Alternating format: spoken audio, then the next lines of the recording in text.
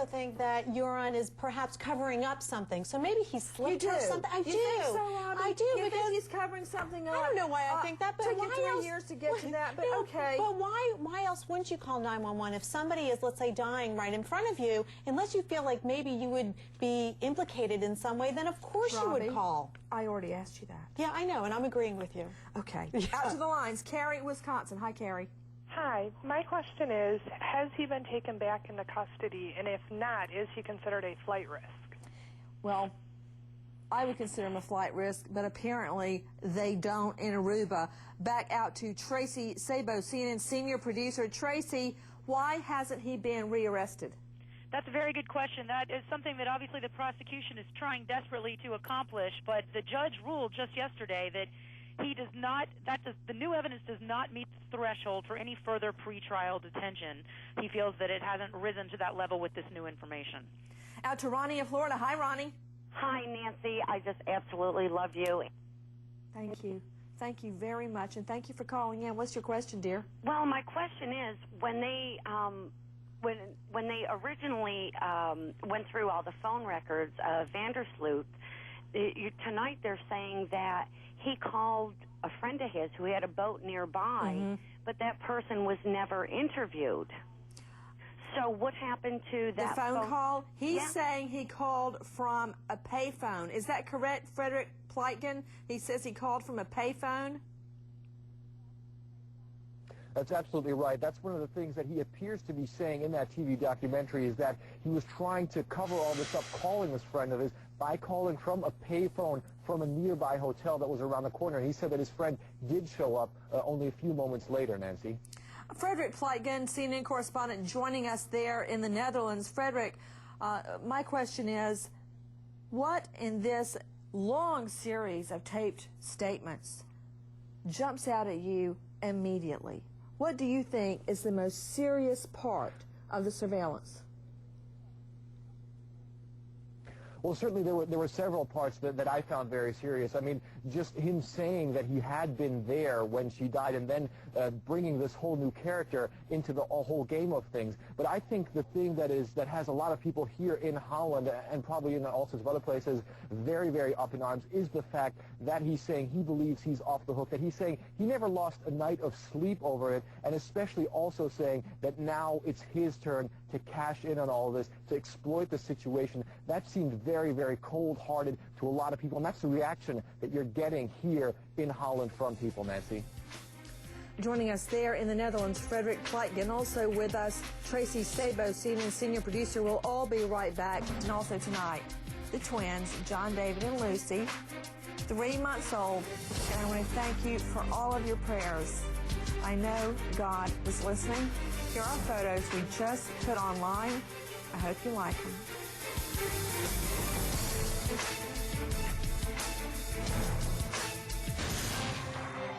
The on-again, off-again investigation of the disappearance of an Alabama teenager in Aruba is on again.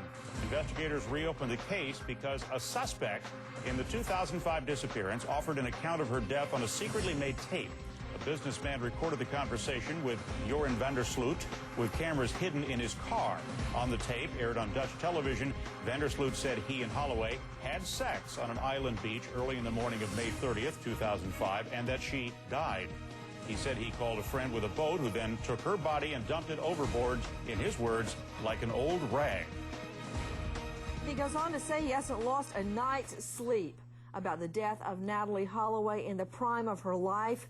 The teenage American beauty on her high school senior trip to Aruba. Hours before it was time to leave, she was missing. Out to the lines, Crystal in Texas. Hi, Crystal. Hi. What's your question, dear? Well, actually, I just have a comment. If this guy had done nothing wrong, why go to all the trouble of calling a friend, getting the girl on the boat? It doesn't make sense.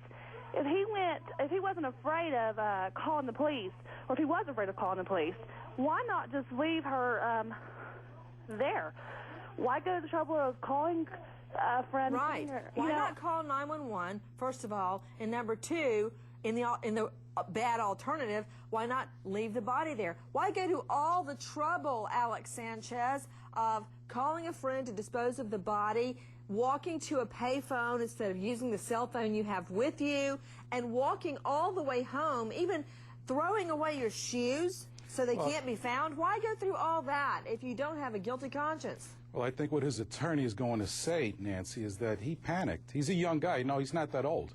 And that he found himself in this awful situation, and that the only thing he could think of doing was calling a friend and trying to cover his tracks because he couldn't face the reality of what had occurred. Interesting, Alex. Okay, if I'm ever arrested for murder one, I'll remember to call you. To Richard Herman, Richard, it goes further than that, though. You can't say he was shocked and upset and panicked, because what he did was very methodical. He wasn't panicked. He dragged the body into the woods. He called a friend.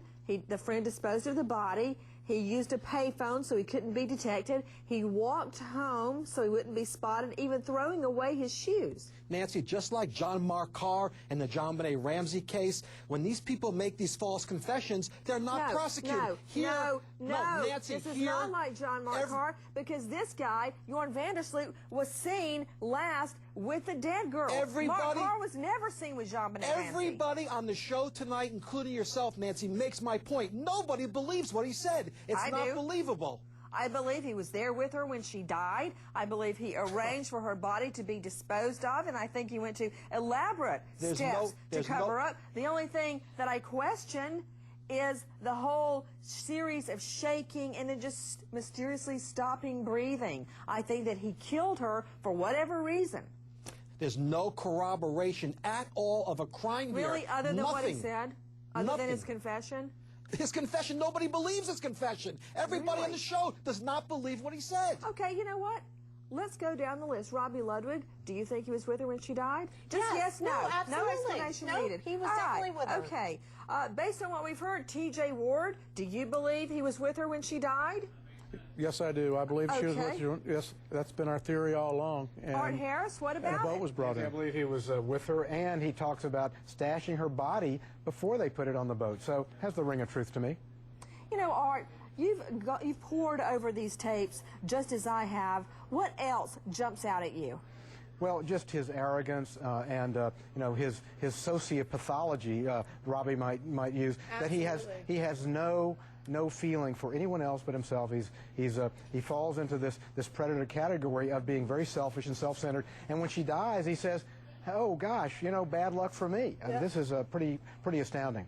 To Dick Atkins, very quickly, Dick, how can Aruban authorities choose not to go forward in this case? They've had their evidence handed to them on a silver platter. It's very difficult for them not to go through with it now.